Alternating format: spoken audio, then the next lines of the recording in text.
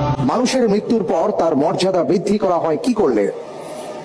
এ, আত্মীয় স্বজন প্রশংসা করলে, বি, পিতামাতা দোয়া করলে, সি, সন্তান তার জন্য ক্ষমা প্রার্থনা করলে, ডি, কেউ তার জন্য দান করলে।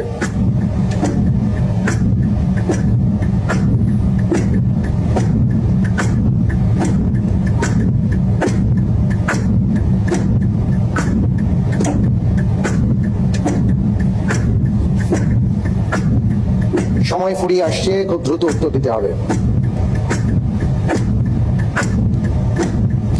আলহামদুলিল্লাহ, আমি আল্লাহর উপর ভরসা করে উত্তর নিচ্ছি সি, সন্তান তার জন্য ক্ষমা প্রার্থনা করলে।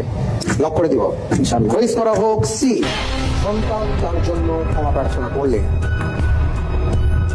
আপনি বলছেন যে কারো মৃত্যুর পরে তার মর্যাদা বাড়িয়ে দেওয়া হয় যদি সন্তান তার জন্য ক্ষমা প্রার্থনা করে।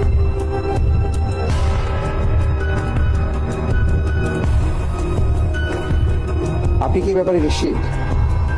মোটামুটি নিশ্চিত। মোটামুটি, পুরোপুরি না। তো হাদিসের মধ্যে একটা কথা আছে যে মৃত্যুর পরে মানুষের কোনো আমলই কাজে লাগে না, শুধুমাত্র কয়েকটা আমলের কথা আছে। এর মধ্যে একটা আছে আওয়ালাদুন সালিহুন ইয়াদউ লাহু, এটার উপর ভিত্তি করে বলছি।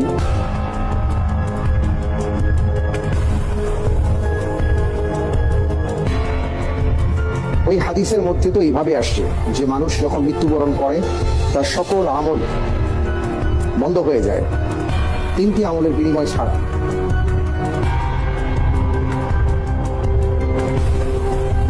এবং সেখানে সাদাকাতুন জারিয়ার কথা আছে, অর্থাৎ সাদকার কথা আছে। আমরা দেখতে পাচ্ছি দ্বিতীয়ত সাদাকার কথা ছিল।